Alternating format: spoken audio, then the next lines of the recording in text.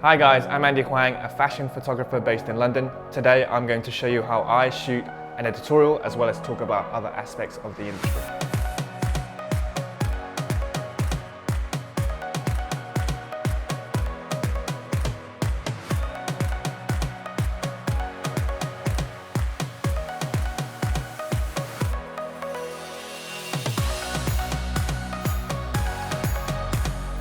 So a little bit about myself. I grew up in Bristol, moved to London 3 years ago to chase the dream of being a photographer. London in general is a huge creative hub, especially if you want to work as a professional, as all the creatives you do meet along the way will push you. So previous clients are brands like Apple Music, Pampers, Sony, as well as magazines where we come up with a big idea for the client and get a team together and we deliver the highest quality we can. So this is the camera that I use right now. It's a Sony a7R IV. It's mirrorless as well. I have used DSLR in the past. When you're traveling across London and you don't want to carry heavy kit, this is kind of a go-to because it is light and compact while still delivering that punch. Got the trusted 24-70 2.8 Sony lens on there as well. And two other lenses I carry around with me. It's a 35mm 1.4 and then 90mm macro as well. I've chosen the a7R IV because I touched upon the weight. Whilst it delivers that punch, it does have 61 megapixels, so if I'm shooting a big print or something commercially, it does deliver that quality, as well as having high dynamic range. So I've used medium formats in the past, which has massive high dynamic range. This isn't too far off. I know it's not medium format, but it still has that similarity there. So the 24-70 I mainly have fixed to the camera at all times because it almost is that run and gun. It gives you the variation in terms of zoom, wide at 24 and the zoom at 70.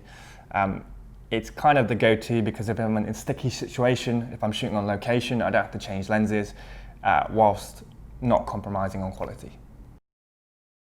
So I believe every photographer who shoots portrait or fashion should have a macro of sorts. This is the 90mm 2.8 Sony lens.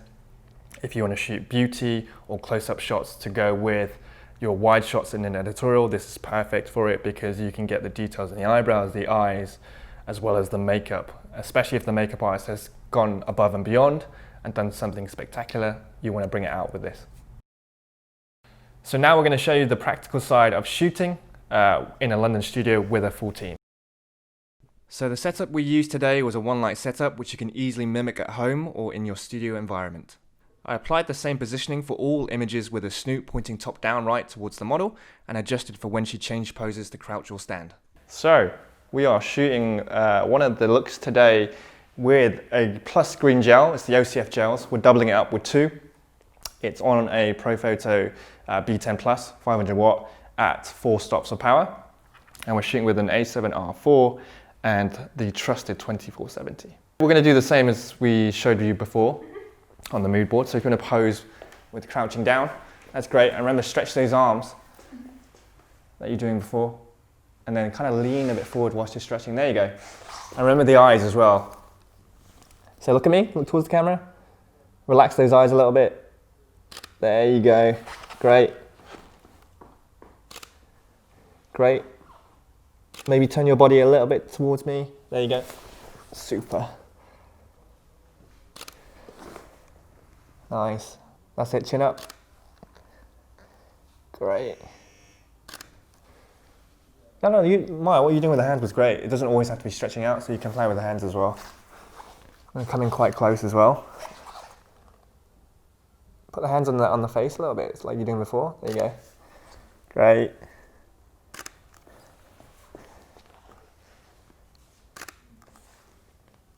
That's it. Remember, every time you see the flash, change, flash, change. Perfect.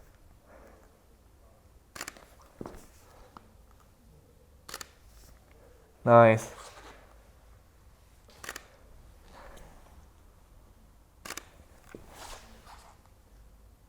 Great. Can see what this turns out as.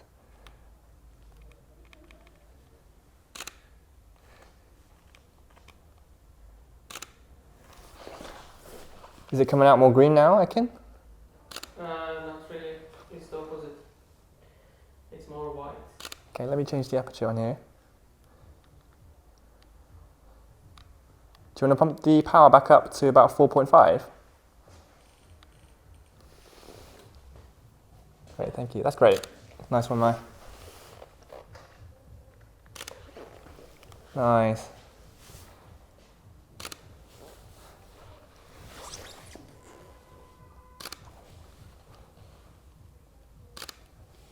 Oh, eyes closed on that one, but it's okay. Great. Let's have a look now. It's not bad though, like clean light. For this look, I shot at f5.6 at 1/60th of a second shutter speed at ISO 400. I wanted to shoot quite wide at 29mm and in landscape format, which is my usual go-to mode of shooting. As I was using one light, I wanted to push the ISO to 400. I usually shoot at 100 to maintain maximum detail, but thankfully for the sensitivity of the sensor on the A7R4, it means I don't have to go too far to let in the right amount of light without compromising on other camera settings. I wanted a softer look with the model to complement the mood, as opposed to asking her to be fierce and edgy. Let's talk about teams. So when I started in Bristol, I was a one-man band. I tried to do everything, even styling, which I'm not afraid to say I'm not very good at. So working with a set amount of people to deliver something of high quality, you have to learn to delegate, you have to learn to communicate. Working with stylists, for example, working with makeup artists, working with hairstylists, also having an assistant who can maybe man the computer, check your own focus, maybe edit the photos whilst you shoot as well. When you delegate to these individuals, it all sings together. So you have to pick the right people, you have to pick the right team, and when you have that team, you can move forward and take them with you on every shoot as well. Styling is probably one of the hardest things I've had to do. I've only done it one time on a shoot where I had to, what we call, pull clothes from different stores or PR companies, which takes a lot of time in itself. But having a stylist, they have the keen eye of seeing what matches with what. I mean, when you go shopping, it's hard enough to find clothes that match with this and that, but as a stylist, it's their profession. They will know straight away, this jacket goes with these trousers, that this shirt goes with this skirt. So their eye on a shoot is hugely important, especially if you want to deliver something of higher quality on an editorial, because you're doing your job, they're doing theirs, and you're confident in their ability. Makeup and hair. Having someone who is skilled at makeup and hair makes a huge difference. Again, pairing it with a stylist and also the photography. If you don't have good makeup and hair, sometimes the image will fall flat. The makeup and hair artists that I work with are dedicated to their craft, and I know I can trust them fully into transforming a model or models into something amazing that will match the styling that goes with it. And they put so much time and effort into their craft that finding someone that sticks within your team that you can take forward to future shoots is so important, and building that relationship with the right hair and makeup will also elevate your work as well. So normally with my team, I have an assistant or two. I know it sounds a bit pretentious, but having an assistant as a digital operator manning the computer, what I tend to do is shoot tethered. So when I shoot, the file or the image will come across onto a screen or laptop or monitor so they can see the image there. And if I'm in focus, for example, if the lights aren't right, if I'm cropped in too much, if I'm not giving enough space, having a digital assistant is almost essential if you're shooting fast-paced and limited time. And then there's the lighting assistants who will control the lights. So we'll normally have a brief in the morning where the team comes together, especially the assistants, and we'll figure out the lighting setups based on the references we've been given.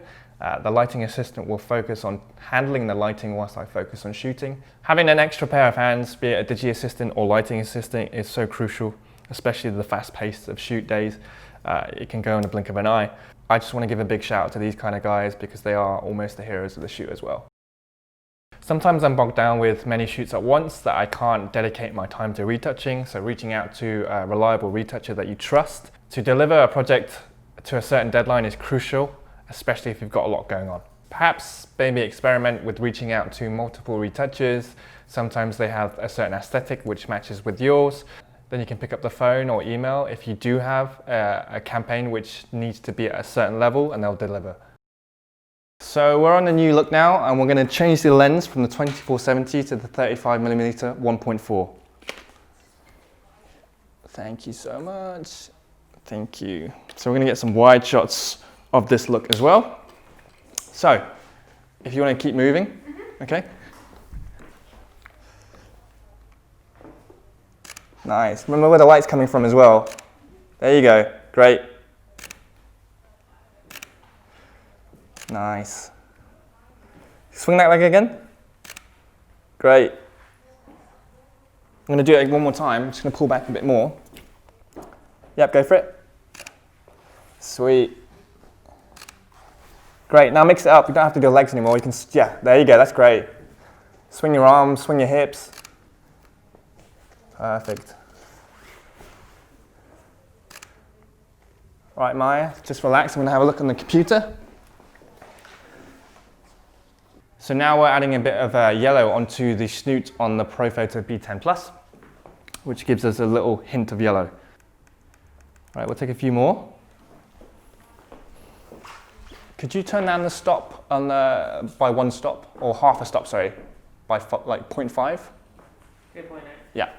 We can try more stuff like that. It was cool, actually. Yeah, there you go.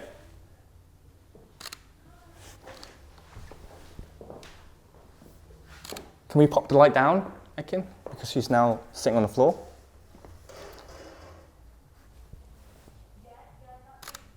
Great. Look at me.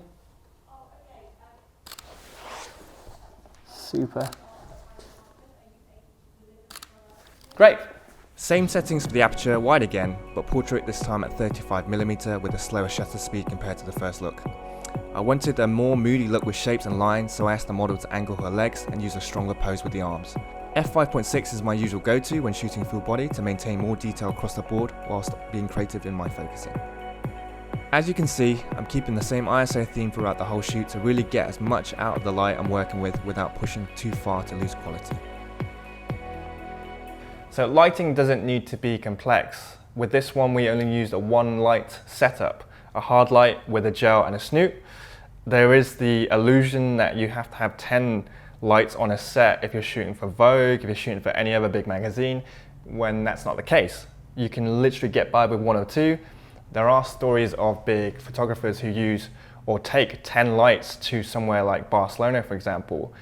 The client will love it as it looks fancy, it looks amazing, it looks like there's a big thing going on, when in fact they don't even turn most of the lights on, they'll have 1 or 2 lights on. So when I started, my network was super small, especially living in Bristol. There aren't too many creatives around that will elevate you to that level that you want to get to. When I moved to London a few years ago, I knew I had to crack down, grind, hustle, network hard, because you never know who you're going to meet, be it a hairstylist, a stylist, a producer, a creative director, an art director. These people are possibly assistants on big shoots with big well-known photographers, but in a few years' time, they'll be the main guy. They'll be the key person who does makeup and hair on a shoot, and they'll bring you along with them. So I think the importance of networking is crucial. So you can be the best photographer in the world, you can have the technical know-how, but if you don't have the network and creative hub, you may not reach the levels you want to. For me, I was introverted when I was younger, but I had to learn to come out of my shell and talk to people, because you never know where you're going to go. Something may happen short term, something might happen long term, but as long as you've got these connections in your phone book, you can always reach out. You have to be proactive. As a photographer, you are the marketing person, you are the PR person, you are the brand. If you sit at home, these doors won't open. You have to be proactive, you have to be the PR person, you have to be the marketing person. Networking and growing that creative hub, it may take years, it may take even longer than that. Again, something may happen, nothing may happen, but as long as you've got these people in your network, you never know. So onto a new look again, and we are switching it up with the 90mm macro just to get in nice and tight. This is more of a beauty shot, and I'll show you how it looks. So same principle as before, using a 1 light setup with a snoot and a yellow gel.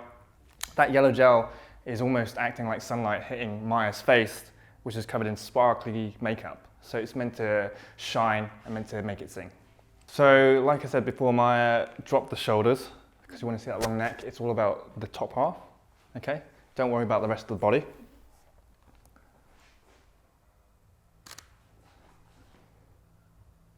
Great, more with the eyes as well. There you go. That's perfect.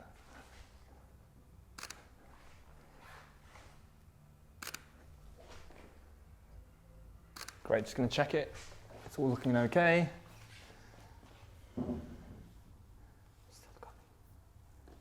Okay, great. I'll take a few more.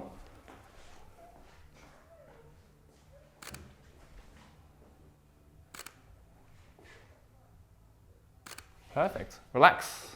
This time I used a 90mm lens as we were shooting in portrait.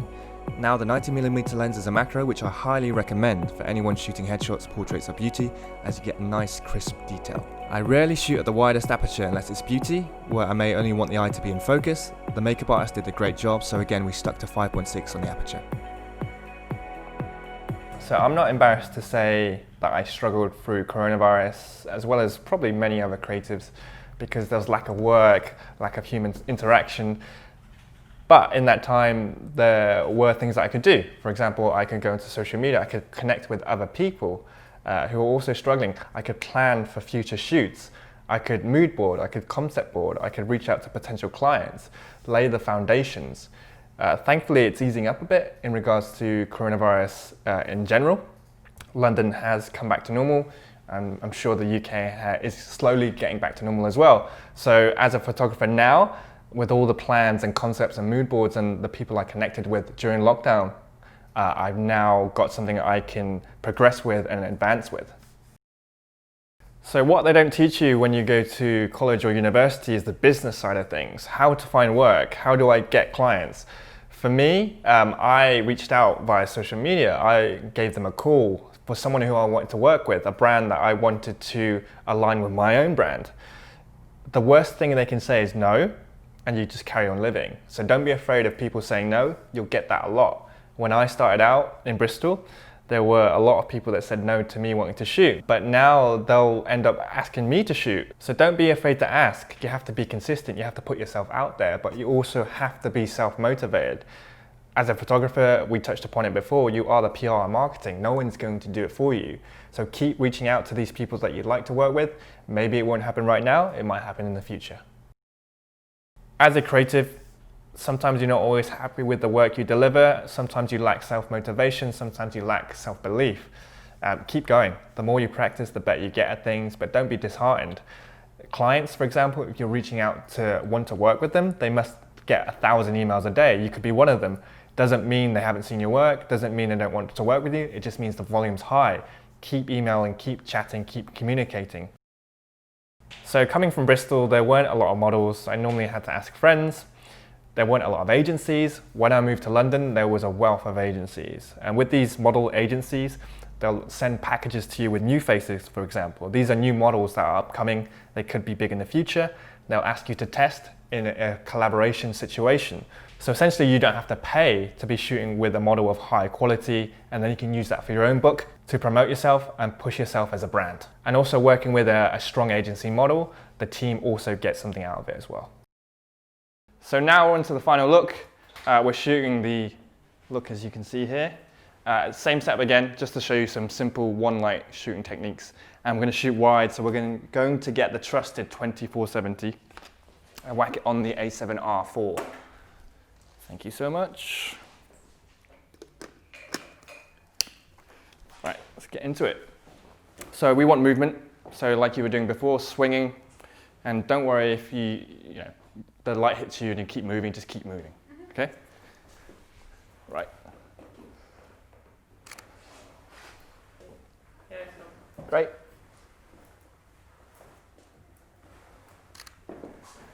Nice, nice. Can you slow down the movement a bit more so we can catch it? So literally just doing the same thing but slower. Yeah. That's it, that's great.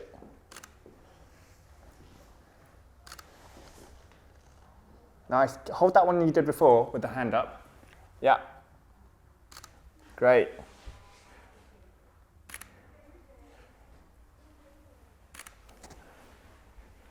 Nice. Yeah, stretch the arms out like you did before. There you go. Perfect. That's it. Keep it like that for a few frames. Keep it. Are we losing the light with the hand in the way? No. Okay, great. Okay, now switch it up again, Maya. We are losing the light. I mean, it's not coming perfect. Oh, now it's fine. Okay. no worries, we'll keep moving.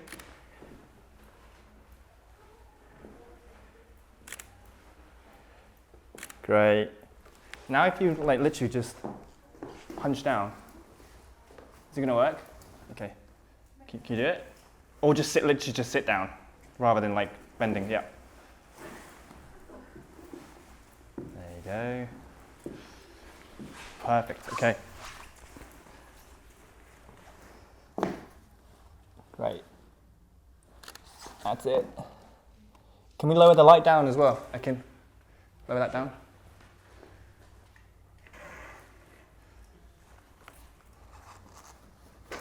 Right, Maya? That's it. The head up was great. Yeah, there you go. Keep it like that.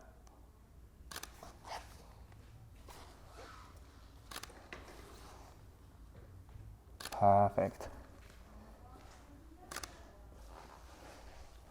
Remember, engage with the eyes. Nice. There you go. Perfect, relax. With this look, I asked the model to be stronger in terms of pose to complement the clothing she was tasked to wear. As you can see, I don't often shoot under 1/100th of a second shutter speed. This is all thanks to the ISO, but this time I'm shooting at the widest focal length of 24mm to capture all the empty space either side of the model, so the viewer's eye is drawn to her. This time the snoot is acting as a spotlight for this shot. The only time I strayed away from 5.6 to 7.1 was to get more moodiness in this shot, therefore letting less light in whilst maintaining similar settings to previous looks with ISO and a slightly slower shutter speed.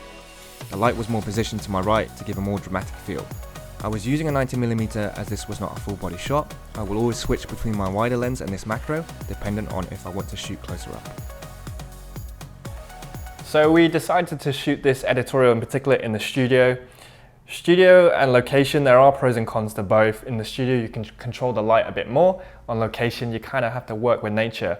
I started off as a location photographer, so I worked my way backwards. I had to learn studio at a later stage. Building up knowledge of both scenarios makes you a much stronger photographer, especially as you're approaching clients, because sometimes they don't want to shoot in the studio, they want to shoot in a lovely location they've rented out. But for me, if you have an understanding of light, you can apply it to all different situations. So thanks for joining us, guys. Hopefully that's helped you a little bit in terms of understanding the industry and how I shoot. Coronavirus won't be around forever, so stay positive, stay creative.